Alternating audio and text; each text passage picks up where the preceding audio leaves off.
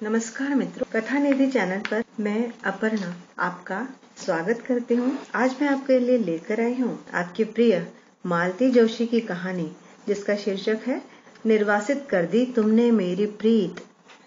तो आइए सुनते कहानी पसंद आए तो लाइक और कमेंट करके जरूर बताइएगा, शेयर भी कीजिएगा और चैनल पर नए हो तो चैनल को सब्सक्राइब जरूर कीजिएगा। तो कहानी पढ़ना शुरू करते हैं। निर्वासित कर दी तुमने मेरी प्रीत। रात बड़े भैया का फोन आया था। रुंधे गले से उन्होंने बस इतना कहा था, सुमी, दिव्या नहीं रही। बस एक वाक्य और फोन चुप हो गया था। मैं भी अपलक उसे देखते हुए काठ होकर रह गई थी। दिव्या नहीं रही। दिव्या जो जीवन का, सौंदर्य का, उल्लास का, उमंग का प्रतीक थी, वह नहीं रही। यह कैसे हो सकता है? सचमुच हरदम हंसती, खिलखिलाती, ठुमकती, मचलती दिव्या को मृत्यु के साथ जोड़कर देखना बड़ा कठिन लग रहा था। पर यह मजाक तो नहीं हो सकता। ऐसा क्रूर मजाक, और वह भी बड़े भैया, क्यों करेंगे भला? इस धक्के से उबरने में मुझे कोई आधा घंटा लग गया। जब मन थोड़ा स्वस्थ हुआ तो मैंने फोन लगाया। इस बार लाइन पर छाया थी। ठीक तो है, वही तो सबसे पास रहती है, दौड़कर पहुंच गई होगी। वह भी बुरी तरह टूटी हुई थी। सुबकते हुए उसने जो कुछ बताया उसका सार यह था कि दिव्या ने अपनी लैब की 17वीं मंजिल से छलांग लगा दी थी। उसके प्राण पखेरु तत्क्षण उड़ गए थे। अब यह पता लगाना मुश्किल है कि यह आत्महत्या है या मात्र दुर्घटना। हत्या की संभावना को भी एकदम से नकारा नहीं जा सकता। ये तीनों ही संभावनाएं मेरे गले से नीचे नहीं उतर रही थी। उसने तो अपनी पसंद से कैरियर चुना था और अपनी पसंद के जीवन साथी के साथ सपनों के देश में बसने भी चली गई थी। शादी को अभी मात्र 3 साल तो हुए थे। इतनी जल्दी कोई इतना हताश हो सकता है भला? और उसकी हत्या भला क्यों करेगा? क्या उस जैसी निश्चल सरल लड़की से भी किसी की दुश्मनी हो सकती है? और दुर्घटना का तो सवाल ही नहीं उठता। वह तो अपने सहकर्मी से यह कहकर गई थी कि फ्रेश एयर लेने ऊपर जा रही है। मैंने दबी जबान से पूछा, फ्यूनरल कब है, कहाँ है? दिव्या जैसी लड़की के फ्यूनरल की कल्पना तक सेहरा देती है, पर औपचारिकता है, पूछना ही पड़ा। फ्यूनरल तो बुआ वहीं हो गया, यहाँ लाने की स्थिति थी ही नहीं। चित्रा और अंकित गए हैं, मैं तो। और वह चुप हो गई। समझ गई कि देवी जी फिर से उम्मीद से हैं। चित्रा की शादी में मिली थी तब एक बेटी थी, दूसरी की तैयारी थी। दिव्या की शादी में देखा 2 कन्याएं हैं और तीसरे की आहट है, और अब यह चौथे की सूचना है। इस बार भी बेटी ही हुई तो? उस मनस्थिति में भी मुझे छाया पर खींच हो आई। अच्छा, मैं कल रवाना हो रही हूँ, भैया भाभी का ख्याल रखना। हाँ, मैंने कहा और फोन रख दिया। फिर एक फोन योगेश्वरी ट्रेवल्स को किया कि कल किसी भी गाड़ी में मेरा आगरा के लिए रिजर्वेशन करवा दे। इस उम्र में अब धक्के खाते हुए जाने की हिम्मत नहीं होती। रात में ही मैंने सूटकेस जमा कर रख लिया। कल जिस भी गाड़ी में सीट होगी निकल जाऊंगी। सब समेट कर सोने गई तो 12:30 बज रहे थे, पर मेरी आंखों में नींद का नाम न था। एक मन हुआ पम्मी को फोन कर लूं, पर घड़ी देखकर अपने को रोक लिया।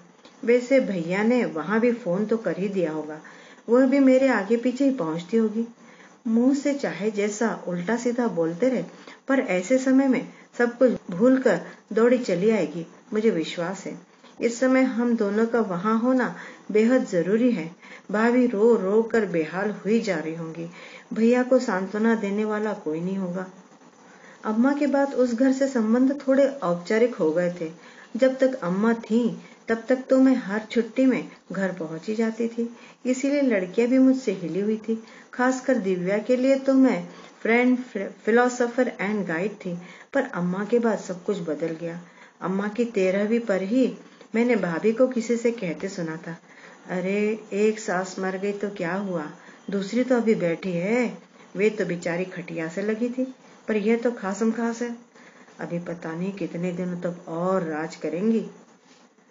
अपने स्नेह की ऐसी अवमानना देखकर मेरा मन खट्टा हो गया था। तब से मैंने घर जाना छोड़ ही दिया था। या तो पम्मी के यहाँ कुछ दिन चली जाती थी या फिर किसी यात्रा कंपनी के साथ भारत भ्रमण कर आती। भैया के यहाँ तो बस लड़कियों की शादी या सगाई में ही जाना होता था, इसीलिए दिव्या की भी जो आखिरी छवि मेरे मन में अंकित थी वह नववधू की ही थी। शादी के तुरंत बाद वह तो अमेरिका चली गई थी, उसके बाद शायद एक आध बार ही आई हो। रात भर दिव्या का चेहरा मेरी आंखों के सामने घूमता रहा, उसके कई रूप याद आते रहे। यूं तो तीसरी बेटी के जन्म पर घरों में मातम छा जाता है, पर जब नर्स ने वह जापानी गुड़िया हाथ में थमाई थी तो क्षण भर को अम्मा भी अपनी हताशा भूल गई थी। वह लड़की घर भर की आंखों का तारा थी, खिलौना थी। घर और बाहर उसने इतना प्यार बटोरा था कि उस पूंजी के सहारे वह 7 जन्म जी लेती। इसीलिए तो उसकी आत्महत्या की बात मेरे गले नहीं उतर रही थी। किसी तरह ठेल ठाल कर मैंने अपने को ट्रेन में चढ़ाया था। अम्मा के बाद से घर जाने का उत्साह ही खत्म हो गया था। फिर भी शादी ब्याह में जाते समय उत्साह न सही, एक उत्सुकता तो रहती ही है, पर इस बार तो यह सफर पहाड़ सा लग रहा था। वक्त काटने के लिए मैंने पिछली यात्राओं को याद करना शुरू किया। सबसे पहले छाया की शादी की बात याद आई। मैं और पम्मी करीब करीब साथ ही पहुंचे थे। शादी में भी 4-5 दिन बाकी थे, पर घर अभी से गोदाम बना हुआ था। पीछे वाला बरामदा तो बोरियों से अटा पड़ा था। कमरों में बिखरा हुआ सामान भी अपने लिए मुनासिब जगह तलाश रहा था। हमें लगा कि इस महासागर में अगर हमारी अटैचियां खो गई तो ढूंढे नहीं मिलेंगी। नहा धोकर हम लोग सुस्ता ही रहे थे कि एक तोंदियल सा शख्स दाखिल हुआ।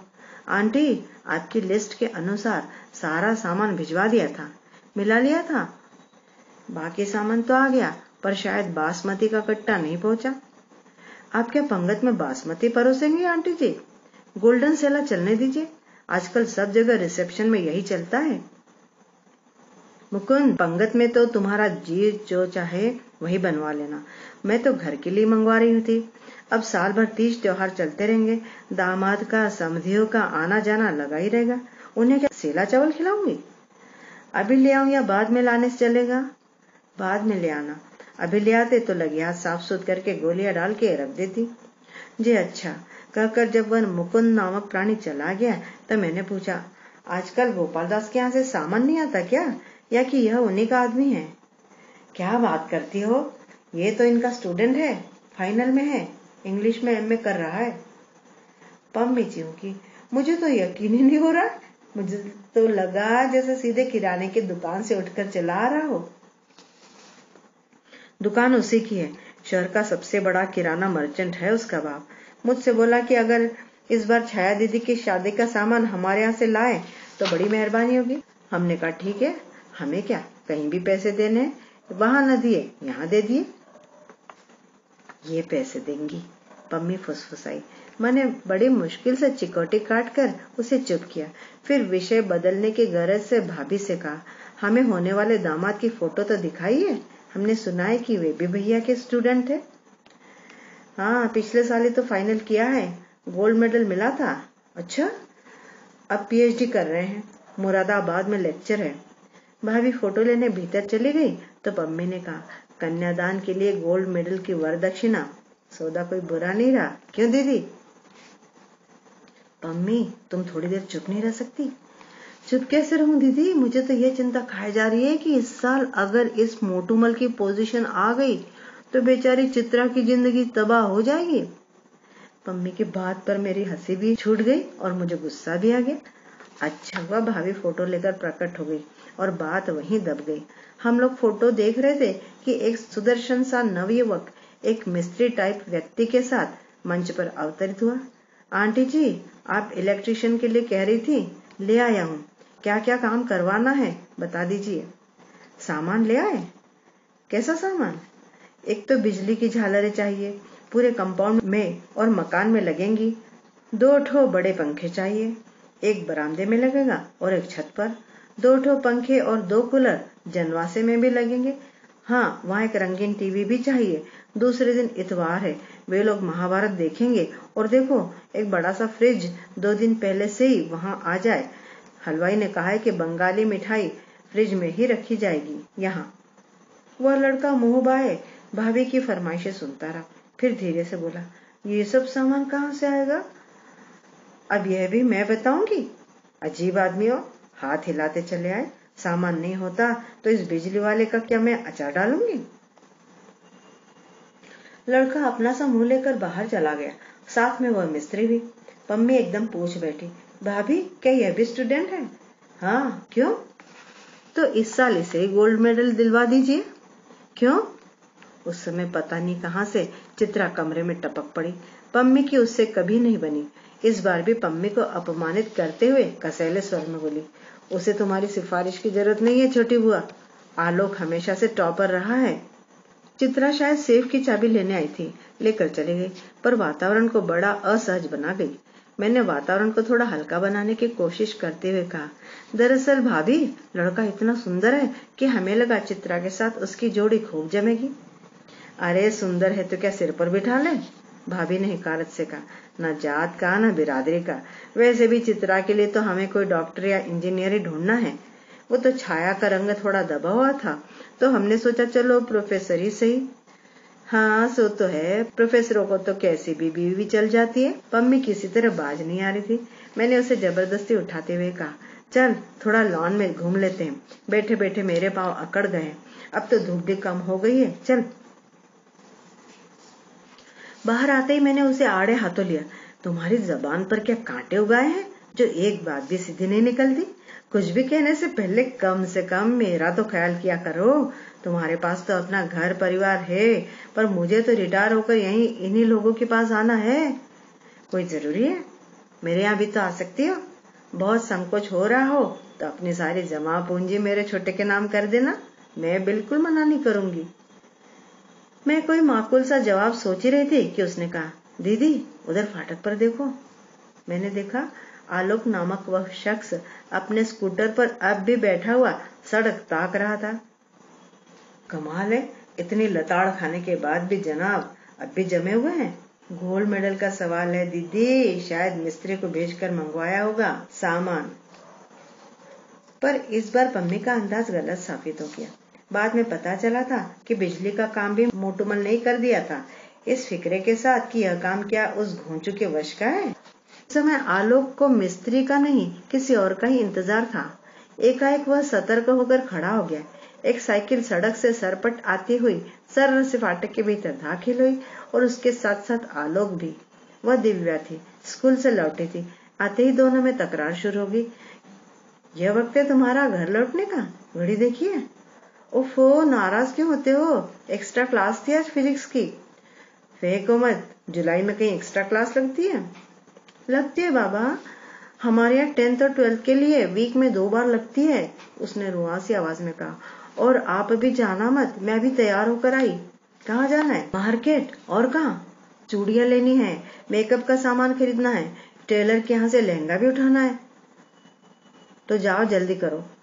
जैसे ही वो मुड़ी उसने हम लोगों को देखा। अरे आप लोग कब आई? आलोक दा, ये देखो, ये दोनों मेरी बुआ है, ये सुमी बुआ और ये पम्मी बुआ। उसने शालीनता से हाथ जोड़ लिया।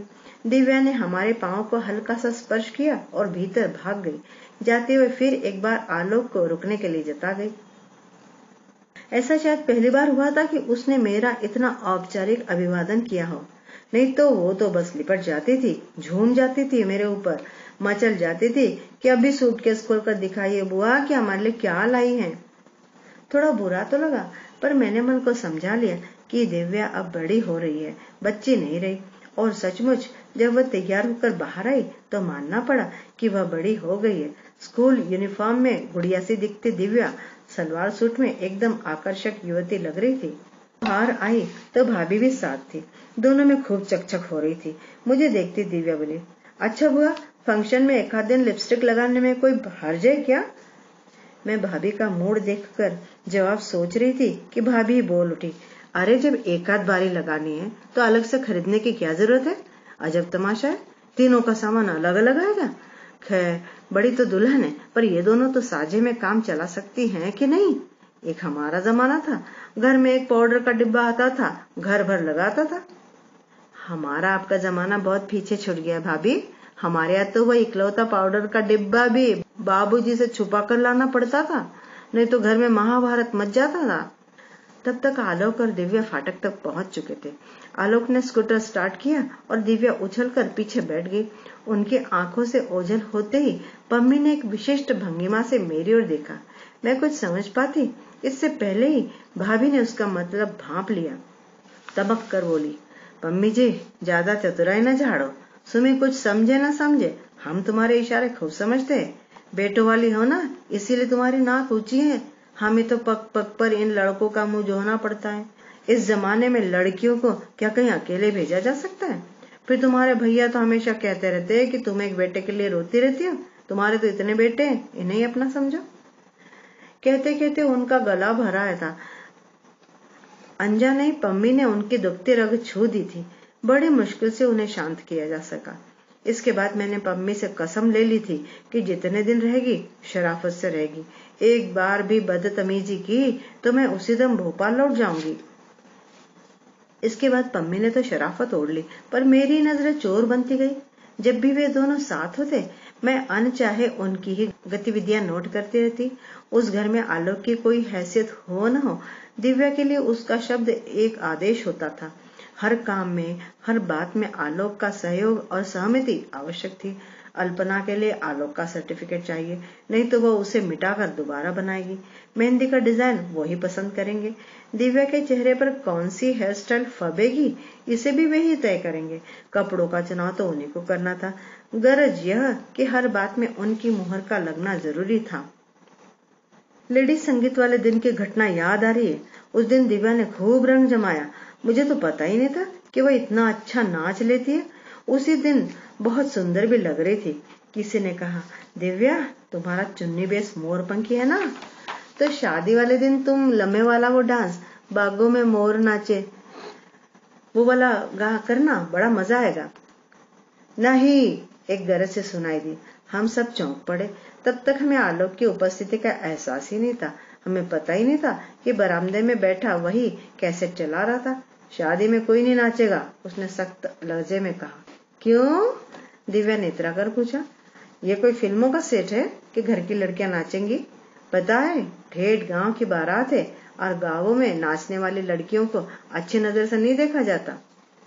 अरे पर फिर मेरे इतने महंगे महंगे सूट्स का क्या होगा? अपनी शादी पर पहन लेना, पर इस शादी में नाच वाच नहीं होगा, कह दिया। और सचमुच नाच नहीं हुआ और नहीं दिव्या ने वह सूट पहना, पर उसने जो भी पहना था उसमें भी वह गजब ढा रही थी। देखने वालों की आंखें उस पर अटक जाती थी। आलोक को यह भी सहन नहीं हुआ। डपट कर बोला, तुम्हें दौड़ दौड़ कर कोल्ड ड्रिंक सर्व करने की क्या जरूरत है? ये इतने सारे बैरे यहाँ किस लिए हैं? फिर मुझसे बोला, बुआ जी इसमें तो जरा भी अक्ल नहीं है, जरा आप ही इसे समझाइए। 3 साल बाद MSc में टॉप करके चित्रा उन दिनों आसमान में उड़ रही थी। IAS बनने के ख्वाब देख रही थी। भैया ने अपने लाडले के लिए IAS दुल्ला ही ढूंढ लिया। मैं और पम्मी तो छाया की शादी के ठाठ देखकर ही दंग रह गए थे, पर चित्रा की शादी देखकर लगा कि वह ठाठ बाट तो कुछ भी नहीं था। इस बार घरातियों के लिए एक शानदार बंगला किराए पर लिया गया था। बारातियों का इंतजाम तो 3 स्टार होटल में था। दहेज का सामान देखकर तो आंखें चकाचौंध हो गई। सब कुछ इम्पोर्टेड था। 30 तोला सोना और चांदी के बर्तनों का पूरा सेट। साड़ी भी कोई भी 2000 से कम की न थी। पिछले बार की तरह इस बार भी हम विस्मय विमुग्ध थे। क्या सचमुच भैया की इतनी हैसियत है? लेकिन इस शाही सरंजाम के बावजूद बारातियों के मिजाज नहीं मिल रहे थे। बार बार शिकायतें आ रही थी। रूम सर्विस ठीक नहीं है, AC काम नहीं कर रहा है, कमरों में कलर टीवी नहीं है, फोन पर STD सुविधा नहीं है। भैया बार बार फोन पर गिड़गिड़ाए जा रहे थे। सर मैंने तो इस शहर का सबसे पॉश होटल आपके लिए बुक करवाया है, इससे अधिक मैं क्या कर सकता हूँ? अपने धीर गंभीर विद्वान और रौब दाब वाले भाई को इस तरह गिड़गिड़ाते देखना मुझे बड़ा बुरा लग रहा था। उधर होटल वाले बारातियों की बदतमीजियों की शिकायत किए जा रहे थे। भैया अजीब पसोपेश में थे। उन लोगों की बदतमीजी का प्रमाण तो द्वाराचार के समय ही मिल गया। नाचते नाचते 3 घंटे तो उन लोगों ने रास्ते में ही लगा दिए थे। भैया के सारे गणमान्य अतिथि भाभी के हाथ में लिफाफा थमाकर बिना खाए पिए ही चले गए। अपनी बेटी के लिए भैया ने हीरे जैसा दामाद ढूंढा था, पर उसका प्रदर्शन करने की तमन्ना अधूरी रह गई। बाद में लगा कि अच्छा ही हुआ जो लोग सब जल्दी चले गए। बात का नजारा जरा भी देखने लायक नहीं था। सब लोग, खासकर लड़के, नशे में धुत थे। वे लोग अश्लील गाने गा रहे थे, भद्दी फफ्तियां कस रहे थे और कोल्ड ड्रिंक से होली खेल रहे थे। गिलासों को फुटबॉल की तरह लुढ़का रहे थे। एक दो वेटरों के साथ तो झुमा झटकी भी हो गई। सजे सवरे पंडाल का उन्होंने पल भर में नक्शा बदल दिया। कैटरर के साथ बदसलूकी की तो वह जाने की धमकी देने लगा।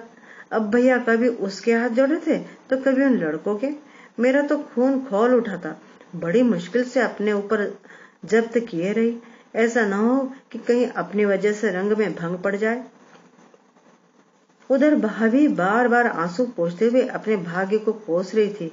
काश एक बेटा होता जो आज बाप के साथ खड़ा तो होता।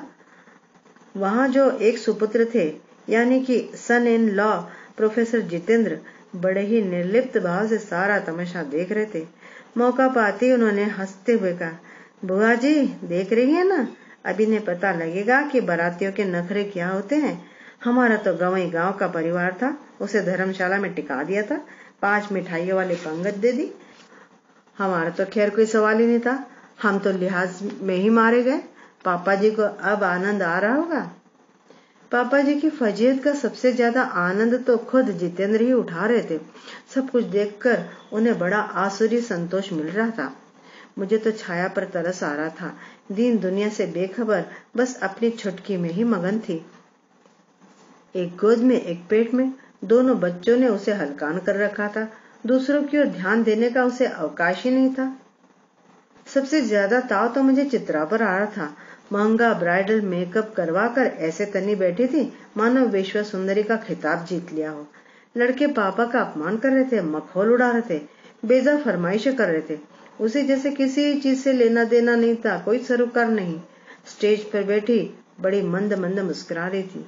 अपने नए नवेले पति से बतिया भी रही थी। ये लड़की है या बर्फ का गोला? मेरा तो यह सब देख कर खून खोल रहा है, पर इसे देखो, इसके माथे पर शिकन तक नहीं है। दीदी खून खून में फर्क होता है, पम्मी ने गंभीरता से कहा।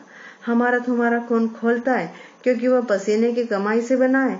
यहाँ का हाल तो तुम जानती हो। पम्मी बात कड़वी करती है पर अक्सर वह सच ही होती है। सचमुच हम लोग तो इतना अपमान बर्दाश्त ही नहीं कर पाते।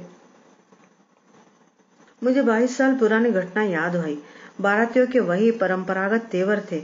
वधु पक्ष उसी तरह क्षमा याचना की मुद्रा में खड़ा था। मान मनोहार हो रही थी। पता नहीं किससे क्या बदसलूकी हो गई थी कि बाराती नाराज हो गए थे। दुल्हे की घोड़ी दरवाजे पर रोक दी गई थी और मान मनोवल का दौर जारी था। छज्जा मेरी सहेलियों से पट गया था। सब दूल्हे को देखने के लिए बेताब थीं और दूल्हा था कि दूर सड़क पर ही खड़ा हो गया था। खुशीपुर से सुनकर मुझसे भी कमरे में नहीं बैठा गया। मैं भी अपनी बनारसी साड़ी संभालती हुई सखियों के पीछे आ खड़ी हुई।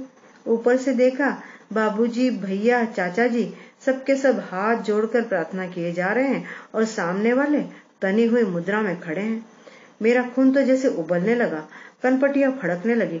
तभी सुना कोई सिरफिरा बिगड़ेल नौजवान बाबूजी से कह रहा है, ए मास्टर, अपनी औकात में रहो, ज्यादा लप्पन छप्पन की जरूरत नहीं है। यह सुनना था कि मुझे तो जैसे आग लग गई। मैं दनादन सीढ़ियां फलांग के नीचे उतर आई।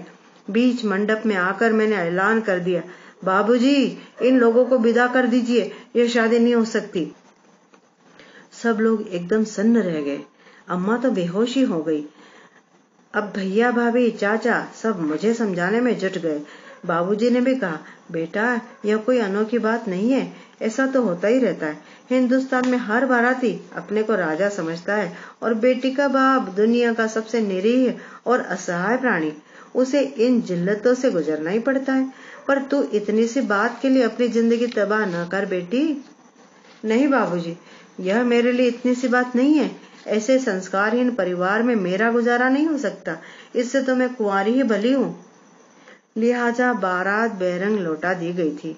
हिंदुस्तान में जिस लड़की के घर से बारात लौट जाती है उसकी शादी फिर आसानी से नहीं हो पाती। मेरी भी नहीं हो पाई। बाबूजी को जिंदगी भर इसका मलाल रहा। भैया भाभी को तो अच्छा बहाना मिल गया। उन्होंने तो यह कहकर पल्ला झाड़ लिया कि अब हम पम्मी की शादी का भी जोखिम नहीं लेंगे, बेकार में जगह साई होती है। पम्मी ने भी किसी को जहमत नहीं दी किसी के एहसान नहीं लिए। उसने खुद अपना पति चुन लिया और मंदिर में फेरे ले लिए। घर वालों को बाद में सूचना भेज दी। उसे गर्व है कि उसके लिए न किसी ने जूते चटकाए, न किसी के पैर पूजे। पिछली पीढ़ी की लड़कियां थी हम, फिर भी इतना साहस कर सकी, और ये तथाकथित आधुनिक पढ़ी लिखी लड़कियां। एक केवल दिव्या ही थी जो छाया की तरह पापा के साथ लगी हुई थी। उसे देखकर लड़के और बहक रहे थे, पर वह अपना संयम बनाए हुए थी। उत्तेजना के कारण कई बार उसका चेहरा लाल हो जाता था, माथे की नसें तन जाती थी, पर उसने अपनी गरिमा बनाए रखी, जिससे अभद्रता अपने आप लज्जित होती रहे। उसे चिंता थी तो पापा के बीपी की, इसलिए वह उन्हें यथासंभव तनाव मुक्त रखने का प्रयास कर रही थी। सच, इन 2-3 सालों में वह कितनी परिपक्व हो गई थी। मुझे अनायास आलोक की याद आई। वह होता तो क्या दिव्या को इन भेड़ियों के बीच जाने देता? अगर वह होता तो जितेंद्र की तरह खड़े खड़े तमाशा नहीं देखता। एक ढाल की तरह, अंगरक्षक की तरह दिव्या के साथ होता, और उसका साथ होना ही लोगों पर रौब डालने के लिए काफी हो जाता।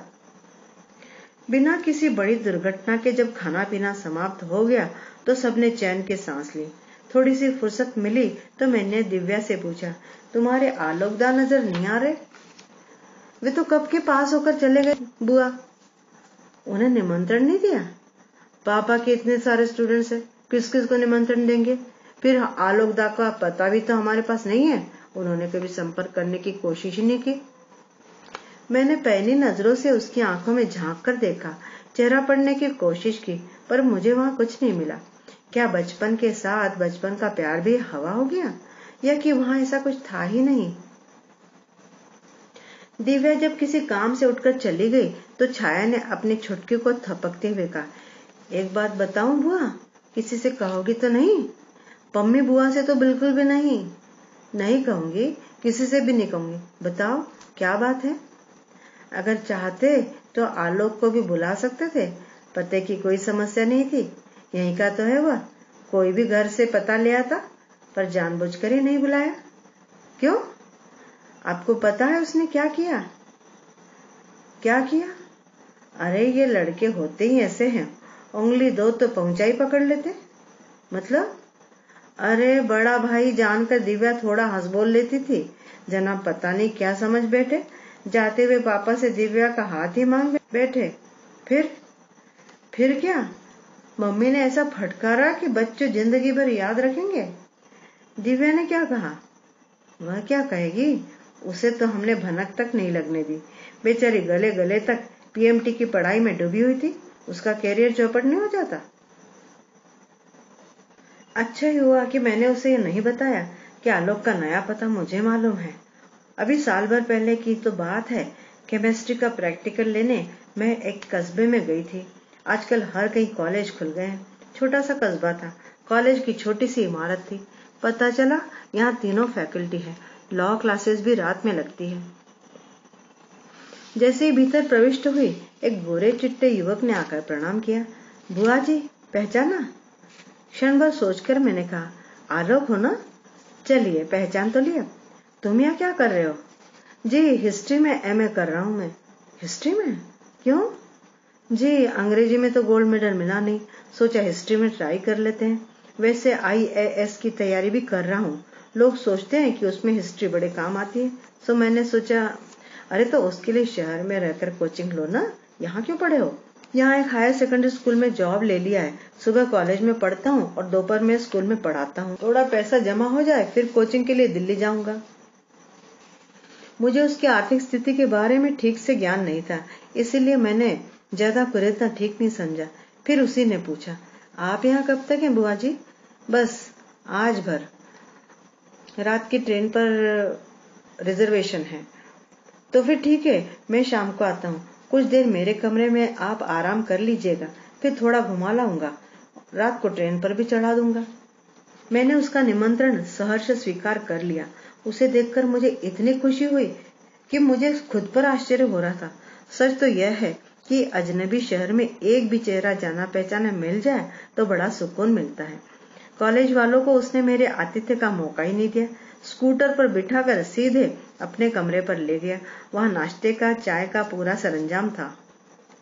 फ्रेश होने के बाद चाय पीते हुए मैंने बातों का सिलसिला शुरू किया।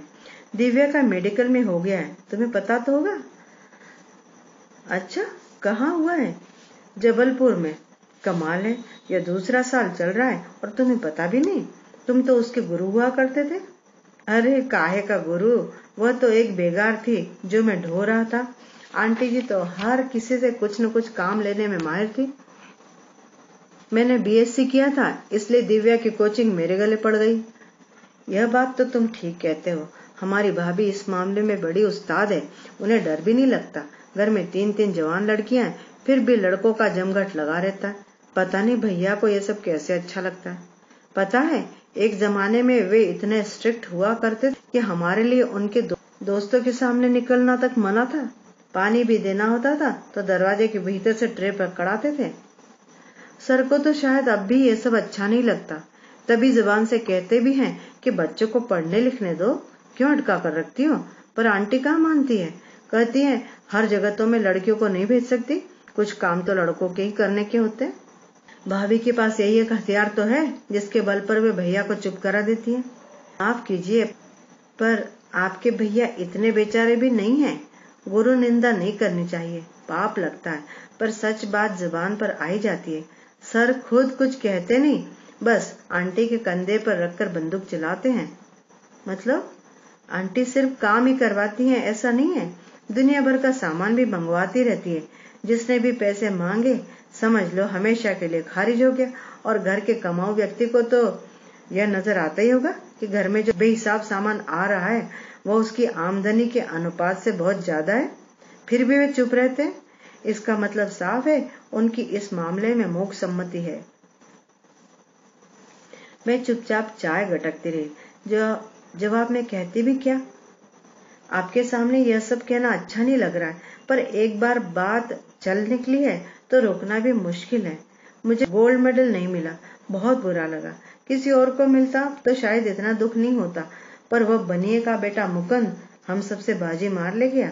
उसके लिए वह साल भर तक सर के घर का आटा पिसवाता रहा, टेलीफोन और बिजली के बिल भरता रहा, उनकी गाड़ी धुलवाता रहा। छाया दीदी की शादी का तो सारा इंतजाम उसके जिम्मे था, उसका फल भी उसे मिल गया। मेरी न तो इतनी हैसियत थी, न यह तरीका मुझे गवारा था। सर ने जितेंद्र भैया को भी इसी तरह मेरिट दिलवाई थी। मुकुंद के समय भी उन्होंने यही उठापटक की, खुद अपने हाथों से निबंध के पॉइंट्स बना बनाकर उसे दिए थे। मैंने मुकुंद की फाइल में खुद देखे थे। एक यही पेपर तो था जिसमें मैं मात खा गया। लोग कहते हैं आजकल के लड़कों को गुरुओं पर श्रद्धा नहीं रही। आप ही बताइए, ऐसे में श्रद्धा कहाँ टिक सकती है। लड़का वाकई बहुत हताश, बहुत उदास हो गया था। मैंने उसकी पीठ थपथपा कर कहा, तुम तो बहुत ज़हीन लड़के हो आलोक, हर कहीं तो ये मुकुंद तुम्हारा रास्ता नहीं रोक सकता। देखना, एक दिन तुम उससे बहुत आगे निकल जाओगे, वह तुम्हारी छाया भी नहीं छू पाएगा। वह फीकी सी हंसी हंस दिया था। अब लगता है वह लड़का कितना शालीन, कितना सुसंस्कृत है। उसने सिर्फ अपने गोल्ड मेडल की बात की थी, दिव्या का दर्द वह साफ छिपा गया था। दिव्या की शादी का निमंत्रण बिना किसी पूर्व सूचना के फोन पर ही मिला था। वहां पहुंचकर देखा, निमंत्रण जितना अनौपचारिक था, शादी का कार्यक्रम भी उसके अनुरूप ही था। मैं एक दिन पहले पहुंची थी, फिर भी घर में जरा भी चहल पहल नहीं थी। मेहमानों के नाम पर बस मैं थी, पम्मी थी, दिव्या के मामा मामी और छाया और चित्रा का परिवार था। पता चला बाराती भी कुल जमा 5 ही होंगे। वे लोग सुबह की फ्लाइट से आएंगे, घर में चाय नाश्ता होगा, फिर सब लोग आर्य समाज मंदिर चलेंगे। वहाँ जरूरी रस्में करवाई जाएंगी। लौटते हुए होटल में शानदार खाना होगा और शाम की फ्लाइट से वे लोग दुल्हन को लेकर रवाना भी हो जाएंगे। मैंने कहा, यह क्या बात हुई भैया, इस घर की, इस पीढ़ी की यह आखिरी शादी है, कुछ तो धूमधाम होनी चाहिए। शाम को एक अच्छा रिसेप्शन ही दे देते। अपनी लाडली से पूछो, वो इसी शर्त पर तो राजी हुई है, नहीं तो रजिस्टर्ड मैरिज के लिए ही अड़ी हुई थी, पर हमारा मन नहीं मान रहा था। हमने कहा सादगी से ही सही, पर संस्कार तो हो। बड़ी मुश्किल से तैयार हुई है। दिव्या ने कहा, अब इस घर में 2 हंगामे तो हो चुके हैं, तीसरा नहीं भी हुआ तो क्या फर्क पड़ता है। अब तुम्हें बताओ बुआ, उतना सब झेलना क्या अब पापा के वश का है। फाइनेंशियली भी और फिजिकली भी he is a weak man, you know. और वो काम तो ऐसा है कि एक बार शुरू हो गया तो समेटने वाला कौन है। रिटायरमेंट के बाद अब तो विद्यार्थियों का आसरा भी नहीं रहा। मैं दुल्हन बनकर मंडप में बैठ जाऊंगी तो लोगों से कोई पानी पूछने वाला भी नहीं होगा। हमारी दीदी लोगों के मिजाज तो तुम देख ही रही हो। और फिर जब लड़के वालों को इन चीजों में कोई दिलचस्पी नहीं है तो हमें क्या पड़ी है। भाभी बता रही थी कि तुमने गहने कपड़े कुछ भी लेने से इनकार कर दिया है। यह बताओ कि अब देने के लिए इन लोगों के पास कुछ शेष भी है। दोनों शादियों ने पापा को एकदम निचोड़ कर रख दिया है। अब जो ग्रेच्युटी और फंड वगैरह की रकम मिली है वही उनकी जेब में कुलबुला रही है। वही सब अगर मुझ पर खर्च कर देंगे तो बाकी जिंदगी क्या करेंगे, ये किसका मुंह देखेंगे। अपने को फकीर बनाकर वे यदि मुझे कुछ देते भी है तो वह मेरे साथ तो जाएगा नहीं, सास के लॉकर में पड़ा रहेगा, उनके वार्डरोब की शोभा बढ़ाएगा। इसमें क्या तुक है। उन लोगों ने कुछ मांग नहीं की, नहीं, सिर्फ मेरा एयर फेयर मांगा है। मैं तो इसके लिए भी तैयार नहीं थी क्योंकि शादी के बाद यह एक तरह से उनकी जिम्मेदारी है। पर पापा ने कहा कि मुझे कम से कम बेटी को विदा करने का श्रेय तो लेने दो, तो मुझे चुप हो जाना पड़ा। मैं तो दंग रह गई। वह नन्ही सी गुड़िया कितनी समझदार हो गई थी, कितनी दूर तक का सोच रही थी। अपने मम्मी पापा की उसे कितनी चिंता थी। भैया की तीनों बच्चों में वह सबसे ज्यादा सहृदय और समझदार थी। वही लड़की अब इतनी दूर जा रही है। खुशी की बात यही थी कि लड़का भी बड़ा हंसमुख और सुलझा हुआ था।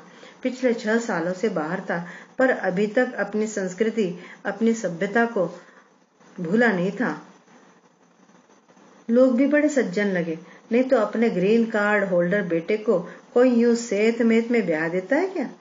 अपनी बर्थ पर लेटे लेटे मैं अविनाश का, दिव्या के पति का चेहरा याद कर रही थी। देखने में तो बड़ा सौम्य और सुशील लग रहा था, पर जो युवक 6 साल तक अमेरिका जैसे देश में अकेले रहा हो उसके बारे में कुछ क्या कहा जा सकता है। हो सकता है उसका वहाँ कोई अफेयर हो और माँ बाप की मर्जी की खातिर ही वो इस शादी के लिए राजी हुआ हो। उसने पत्र में लिखा था कि बुआ, अगर यही सब हमें अपने घर में मिलने लगे तो अपनी जड़ों से कटकर कोई इतनी दूर क्यों जाना चाहेगा। दरअसल उसे खुद अपनी जड़ों से कटना, अपनों से दूर जाना बहुत साल रहा था। शादी वाले दिन भी मुझसे कह रही थी कि अगर मेरा वश चलता तो मम्मी पापा को इस उम्र में अकेला छोड़कर मैं कहीं नहीं जाती। तब मैंने उसको दिलासा दिया था, पागल, आजकल घर में रहता कौन है, लड़की हो या लड़का, सभी बाहर भागते हैं। सबकी अपनी महत्वाकांक्षा होती है, इसलिए माँ बाप भी बाधा नहीं डालते। तुम अपने अविनाश को ही ले लो, उसे घर छोड़े कितने साल हो गए। और आजकल तो टेलीफोन है, हवाई जहाज है, दुनिया इतनी सिमट गई है कि दूरियों का पता ही नहीं चलता।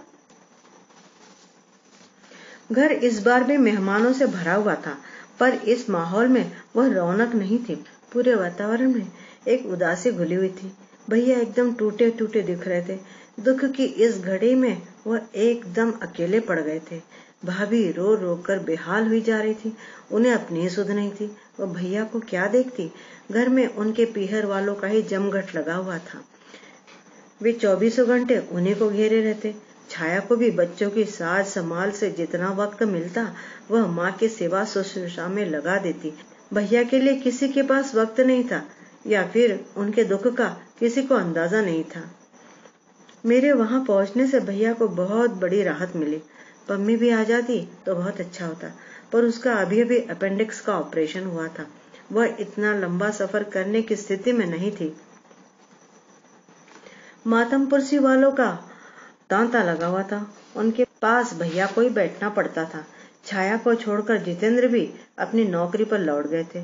मैं पहुंच गई तो लोगों से मिलने का भार मैंने अपने ऊपर ले लिया। लोगों को सहानुभूति कम और उत्सुकता ज्यादा थी। क्या हुआ, कैसे हुआ, क्यों हुआ, वे लोग प्रश्नों की झड़ी लगा देते।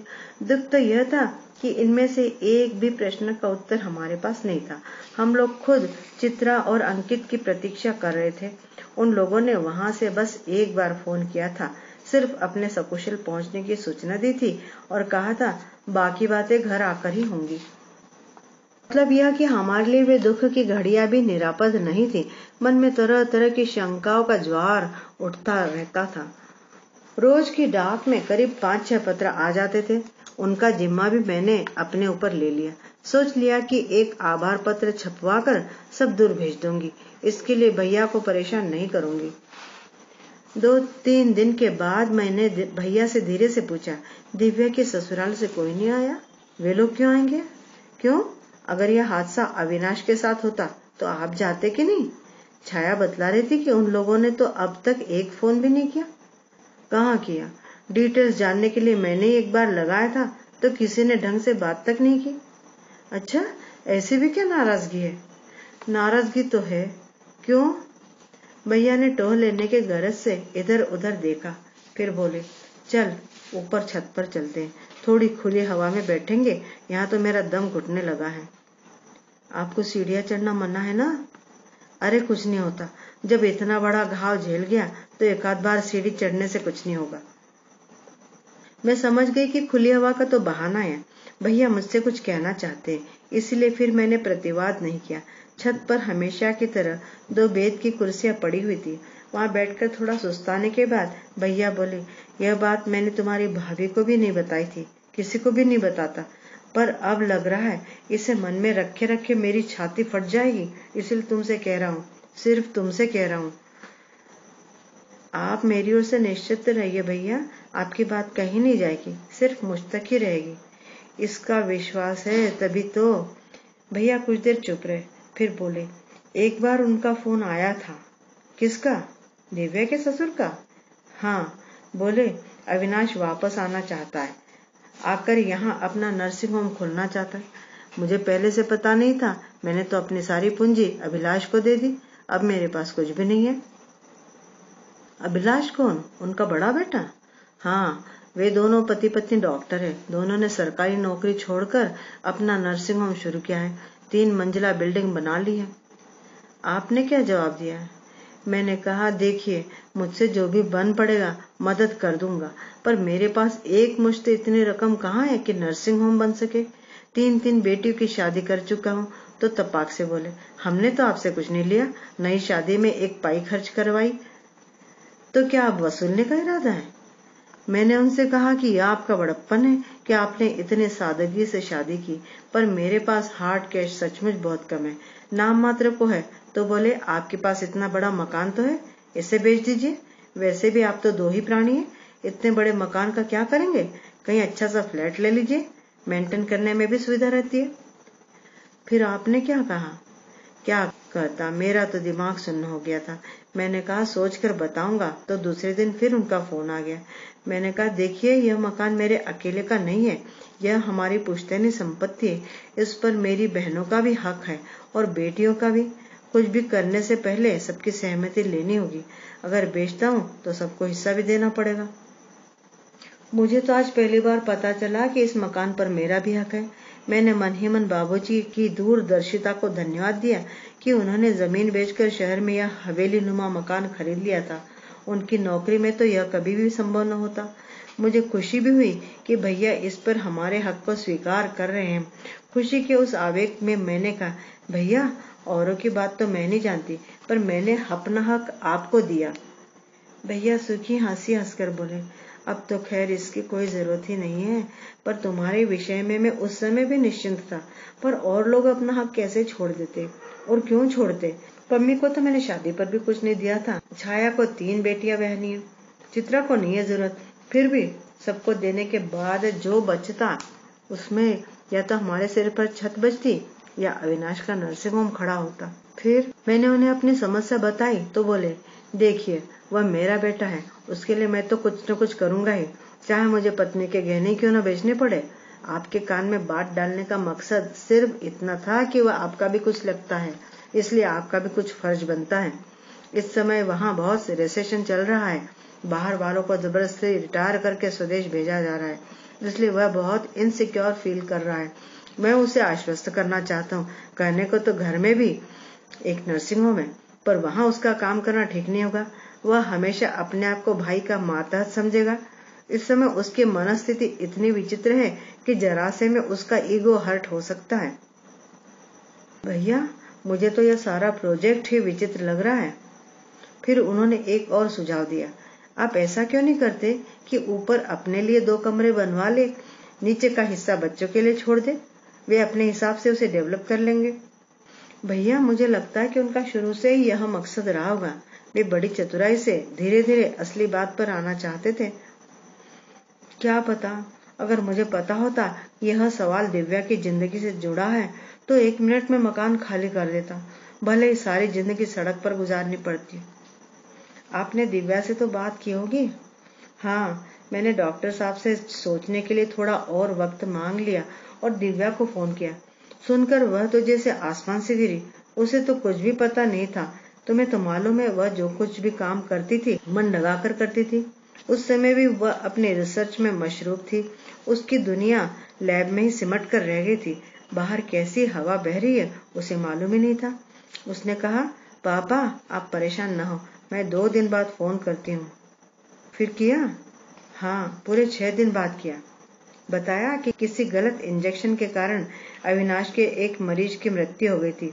उसे सस्पेंड कर दिया गया है। उस पर DE चल रहा है। उसे अपना लाइसेंस छिन जाने का डर है, इसलिए वह जल्द से जल्द भारत लौटना चाहता है। इतनी बड़ी घटना हो गई और दिव्या को, उसकी पत्नी को ही कुछ पता नहीं था। यही तो। वैसे इसमें दिव्या का भी दोष है। उसे भी थोड़ा चौकस रहना चाहिए था। पति की हर बात का ध्यान रखना चाहिए था। मेरे फोन के बाद उसने अविनाश से बात की, तब भी उसने उसे कुछ नहीं बताया। उसे यह तो बाहर से पता लगा। जब उसने अविनाश से सफाई मांगी तो वह उल्टे उस पर ही बरस पड़ा कि तुम मेरी जासूसी करती हो। यह कब की बात है? यही कोई 3 महीने हुए होंगे। उसने कहा था, पापा अब आप फोन मत करना, मैं ही कर लिया करूंगी। हमेशा बाहर से ही करती थी क्योंकि अविनाश पूरे समय घर में ही रहता था। फिर एक दिन समधी जी का फोन आया। बहुत नाराज थे। बोले, यह तो हमारी आपस की बात थी, आपने बच्चों तक क्यों जाने दी? अब बेटा मुझ पर बिगड़ रहा है कि मैंने उसके ससुराल वालों के सामने हाथ फैलाकर उसे जलील किया है। यही उनका आखिरी फोन था। और दिव्या का 15 दिन पहले आया था। बस कुशल क्षेम से ज्यादा कुछ नहीं बोली। इन दिनों वैसे भी वह बड़ी डाउन लग रही थी। उसकी आवाज की वह खनक ही गायब हो गई थी। अब तो चित्रा वगैरह आएंगे तभी कुछ पता लगेगा। क्या पता लगना है? मेरी अंतरात्मा जानती है कि उसने आत्महत्या ही की है। उस जैसी खुददार लड़की अपमान और जिल्लत की जिंदगी जी ही नहीं सकती थी। काश वह यहीं लौट आती। जैसे तैसे दिन बीत रहे थे। मातमपुर से करने वालों की भीड़ भी छटती जा रही थी। हम लोग भी बार बार वही सब दोहराने की ऊब से बच गए थे। जिस दिन आलोक आया, हॉल एकदम खाली था। उसे देखकर मुझे जरा भी आश्चर्य नहीं हुआ। जानती थी जहाँ भी होगा खबर लगते ही दौड़ा चला आएगा। पर उसने बताया कि यह मात्र संयोग था। वह बहन की शादी में घर आया था। दिव्या के बारे में यहीं आकर पता चला। बताया कि वह आजकल असम में है, कलेक्टर है। बहन की शादी है तो पत्नी भी साथ आई होगी ना? मैंने पूछा। जानना चाहती थी कि अब तक वह कुंवारा बैठा है या शादी कर ली। पत्नी आई तो है पर उसे यहाँ नहीं ला सका। घर में मांगलिक कार्य है ना। माँ मातमपुर से पर आने की इजाजत नहीं देती। मैं तो खुद बिना बताए आया हूँ। जाने से पहले एक बार फिर आऊंगा तो आरती को भी साथ लेता आऊंगा। भैया पूरे वक्त गुमसुम बैठे रहे। उन्होंने आलोक को देखकर भी अनदेखा कर दिया। मैं ही पूरे वक्त बात कर रही थी, पर अंदर से मुझे बहुत अटपटा लग रहा था। ऐसी भी क्या नाराजगी? वह शख्स शादी वाले घर से छुपकर आपके दुख में हिस्सा बटाने चला आया है। आप उससे 2 बातें भी नहीं कर सकते? कुछ नहीं तो हालचाल ही पूछ लेते। मैं ही एक तरह से अपराध बोध से ग्रसित हो गई। जानबूझकर उसे छोड़ने गेट तक गई। मैंने कहा, आलोक, भैया के बर्ताव का बुरा मत मानना प्लीज। अभी वे इस धक्के से उबर नहीं पाए हैं। दरअसल यह आघात ही इतना जबरदस्त है कि हम सबकी मति कुंठित हो गई है। फिर वे तो उसके पिता है। वह कुछ क्षण मुझे एकटक देखता रहा, फिर बड़े ही तरल स्वर में बोला, बुआ जी, आपका तो इतना बड़ा परिवार है। आप है, दीदी लोग हैं, सर हैं। क्या आप में से कोई भी ऐसा नहीं था जिससे वह मन की बात कह सकती? संकट के समय जिस पर भरोसा कर सकती? उसका इस तरह चुपचाप चले जाना क्या जरूरी था? बात करते करते उसकी आंखें छलछल आई थी। कस्बे की उस शाम अपने रिजल्ट के बारे में बोलते हुए वह अपनी चोट को, इस दर्द को छिपा गया था, पर आज उसने ऐसा कोई प्रयास नहीं किया। भीतर आकर देखा, दोनों मुट्ठियां छाती पर कसे हुए भैया निस्पंद बैठे हुए। मैं तो एकदम घबरा गई। क्या हुआ भैया? तबीयत तो ठीक है ना? कुछ नहीं रे। इस लड़के को देखकर छाती में एक बगुला सा उठा था, उसी को दबा रहा हूँ। मैं आश्चर्य से उन्हें देखती रही। कितना सुंदर लड़का, कितना होनहार, कितना सुशील। दिव्या पर जान छिड़कता था। अगर शादी हो जाती तो उसे देवी बनाकर पूजता। उस दिन उसकी बात रख ली होती तो दिव्या आज हमारे बीच होती।